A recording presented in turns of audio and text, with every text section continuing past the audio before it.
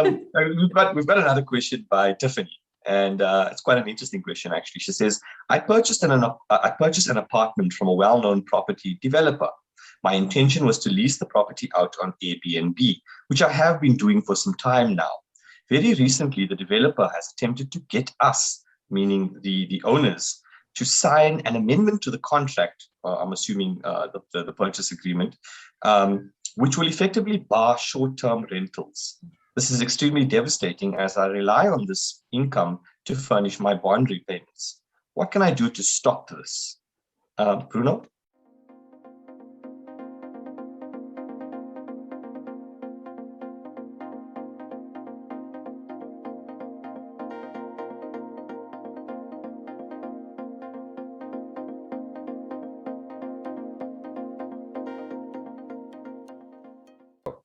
There's case law that exists right now at this moment in time that says that body corporates are allowed to regulate short-term rentals within the context of the actual sectional schemes and units. And there's normally a rationale behind this. So a decision is reached where the trustees decide that this is a situation and they, be it for security risks, noise, whatever the case is, right? So this is what the case law actually says. Then in the case law, and this is quite interesting because there was a misinterpretation by some people of the case. There is a rationale or a reason behind it. So it's not just simply, look, a rule's a rule and that's the way that it is, do it, don't. There has to be a reasoning for it. And in a lot of these, they said, well, the thing is people buy into an estate because they want to have a certain lifestyle or they expect a certain level of security, et cetera, et cetera. So each case would have its own considerations. So it's not that that case creates a precedent where it's always allowed and no one can do anything about it. It's more a case of, you need to look at the facts before making that call. So this didn't really take the argument any further because the body corporates are still saying they're entitled to make the decision. And the short-term Airbnb guys are saying, well, it needs to be a good foundation for the decision that you're making. However, now the way that I look at it is it sits in favor of the body corporate 60-40 or 65-35, because now this case will kind of supporting that it's okay, but we'll have a look at it, as opposed to the other way around, where it's not okay unless you can really justify it. Now, with that being said, in this particular instance, it's quite an interesting scenario because so I'm making this assumption, but the property's already been bought. So there's a sale agreement, the transfer has taken place, and this thing has been put on the Airbnb market. What's actually happening now is there's certain engagement agreements that are provided for in the rules that say, well, certain things are allowed, but if they're allowed, there needs to be agreements between the body corporate and the specific owners on how it's going to take place. So it basically forces it's almost a rule that there needs to be an agreement. And this is where it starts getting a bit iffy, because now new agreements were submitted. I'm not particularly, and I'm still checking this out. That's the problem, because I'm not actually officially on the case, but a lot of people have asked me, and I'm just kind of waiting, where am I, like if I'm going to get the instructions and where from. But my understanding is the rules don't really provide for it. So it's an agreement, enter into this agreement, this is how things are going to take place. Now, if the rules don't provide for it, it's not a rule, and you can't enforce an agreement to agree. So that's not enforceable either. So at this moment in time, I don't know if there's any foundation to cause issues or to stop these guys from doing the short-term letting until there's an AGM that's called that says, oh, we're stopping it. If there's an AGM that sets this rule, different story. Then we start arguing again, like I said, based on the case law. But at the moment as it stands, where there's supposed to be some kind of engagement on how the short-term letting is going to take place, simply because the parties can't agree to it, my argument is that they shouldn't now be refused permission to actually allow to actually rent out their place short term, because that would be very unilateral. That means that crazy terms could be put forward by the body corporate, and any refusal would mean that they lose their income. And that I feel would be like a perfect case for CSOS to have a look at. So yeah, that's kind of the very long-winded, very vague, without mentioning name story, but it is something that's getting bigger. Like I see more and more of this, yeah, every day. And I must say, if I can throw in my 10 cents, I don't think it's the wisest move from a body corporate to do this. Well, not doing levy collections at all anymore.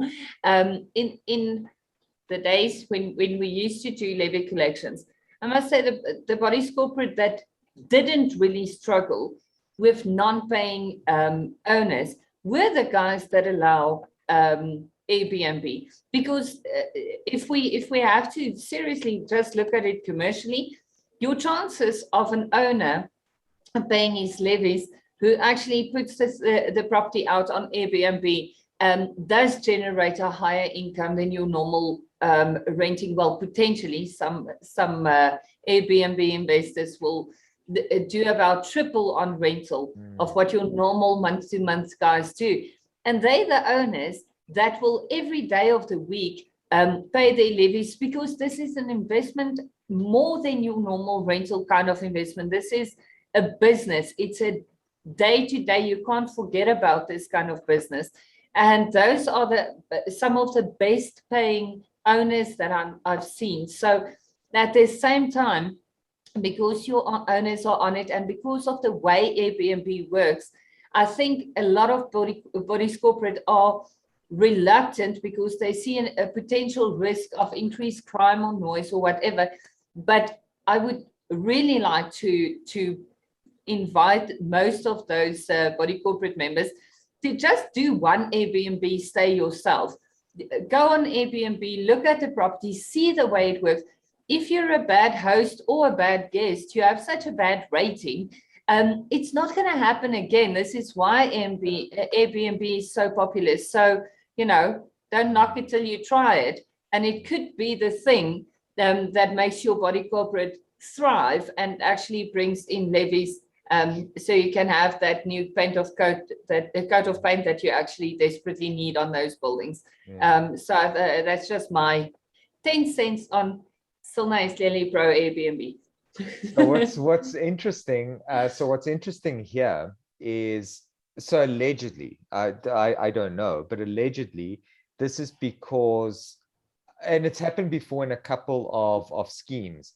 If you have a majority of guys that already have control over the scheme and they're leasing out their places at certain rates, they want to control the rate at which yes, the leasing is done. So this is where the prohibitions come in, where they don't outright prohibit, but they control to such a degree where they fix prices so that there's no undercutting on pricing. And in this particular instance, I suspect it's the same one. Over here, they're actually talking about, there being a hospitality vibe within this complex, which they wouldn't want to compete. They wouldn't want short-term or Airbnb hosts to compete with them, right? And this is where the issue comes in. And I do see this a lot with developers, because sometimes what happens is there's a development and the developer hangs on to 60%. So sometimes when we say, oh, the developer's giving us trouble, it's don't misunderstand. It's the developer through the body corporate, but, it's pretty much one and the same because of voting rights. So when, that's just context. And then the other thing is, on the flip side, when I've consulted with the developers, the flip side of it is not everyone uses Airbnb. And this is where I told people, maybe we actually need to get together and figure out what the best practice is, because I get it. Some of them gave me examples where people do short-term letting. But okay, so like for instance, in like some of the CBDs, short-term letting is by the hour, right? Exactly, and it's a brothel. We've all evicted brothels, so yeah, exactly. I hear you, and I agree. Yeah. We've seen that. Yeah, so that's the flip side. That's the flip side. Yes. Is if it was Airbnb, totally agree. But some of the guys have shown me and like, no, it's really bad. We need to stop this. But like Cilna said, like I said, that's reasoning. If you go, but they're running a brothel, we need to stop it. Great. there's a good reason for it. Or we live in it's a retirement village. We don't want anyone here. We want to control people coming in. Cool, makes sense. Yes. But there's a reason for that. You can't just do it because you want to do it. Exactly. And if you had a brothel in your property, unfortunately, you're not going to have a ceiling left. I do not know why, but Bruno, same story. Tell me if you've seen this.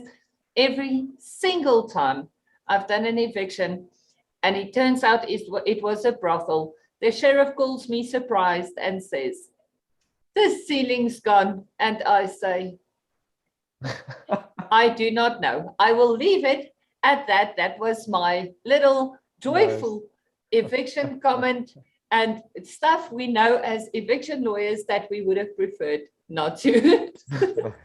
Chris, that was too entertaining. You enjoyed that one too much. Because you said rental by the hour, and I was thinking, well, what if somebody just wanted to sleep for an hour? You know, like guy was really tired. He just did a nap for an hour. It may not be a brothel. You know they have that. You know they have that in Japan at the airports. They've got those little cubes, and you can rent it out by the hour. It's got a little desk and a bed, and it's like coin operated. You go in, you sleep, you get onto your flight. So that could work in Japan. In some other countries. Yeah. It's not a workstation. Oh, guys, thank you so much, though. It was very, very entertaining. Jonty says, we rent a property in Centurion. There are 3 houses on the property. The owner gets an ESCOM bill each month. The 3 houses on the small holding have meters from a prepaid services provider. Jonty wants to know, is the landlord allowed to set the tariff and make money?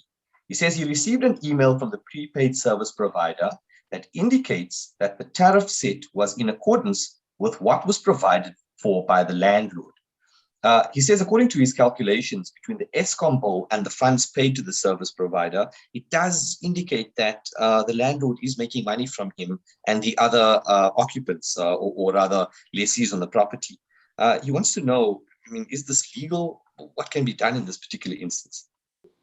It depends on the facts. So in this case, if the meter company, if the service provider says, we are charging you, we are charging the landlord this amount, and it's exactly the same amount that the landlord is charging you, but it's more than what ESCOM is charging. That makes 100% sense, because the party profiting from that is then the meter reading company, and they are entitled within their service level agreements with the electricity providers, be it ESCOM or the municipality, whatever the case might be.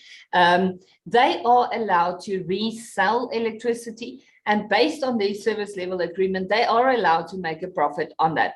However, in this case, if what the landlord is charging the tenant is also what the service provider is charging them, then it's fine, even if that's a little more than what ESCOM would be charging. However, if the meter reading company says, no, we charged R1, but the landlord is charging R1.50, that is not allowed. So the landlord, the owner of the property, is never entitled to resell electricity, because remember, we have very strict legislation in the country with regards to the sale and resale of electricity. So all of those things are almost overly regulated, to the point where when we don't have electricity, we're still stuck on only one service provider, but be that as it may. Unfortunately, in this case, it does sound like it's the landlord is charging the same as the meter reading company, so then he's not making money. That is allowed, but if it's more, definitely not. Landlord's not entitled to make a profit on the resale of electricity. Thanks, Cilna. We're going to move on to the next question, which was asked by Simone. Simone says, is it legal for your landlord to have a spare key to your apartment and to enter your apartment without your permission? So, Cilna, I think maybe you want to take this one. Well, I think my expression on that question sort of answered him already. Definitely legal for the owner to have a spare set of keys to the property, 100%, because if anything weird happens, most lease agreements ideally have a clause that says, should there be emergency repairs, the geyser burst, the neighbors call and say, my goodness, there's like a river running out of the house, or it caught fire and there's flames everywhere, you need to be able to access that property. 100% okay with that. Even in a situation like I've just described, emergency access to the premises, you would even as a landlord be allowed to gain emergency access by using a locksmith.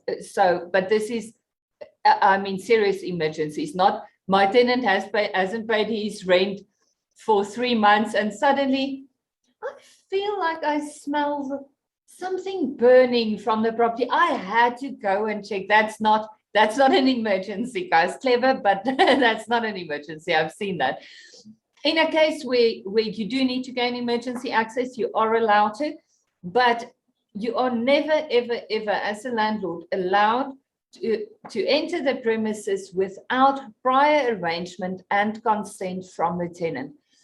Even in a case where the tenant said, brilliant, you can come by for an inspection tomorrow afternoon at 5, the tenant forgets and he's not there. As the landlord, you are not allowed to enter the premises unless the tenant grants you access.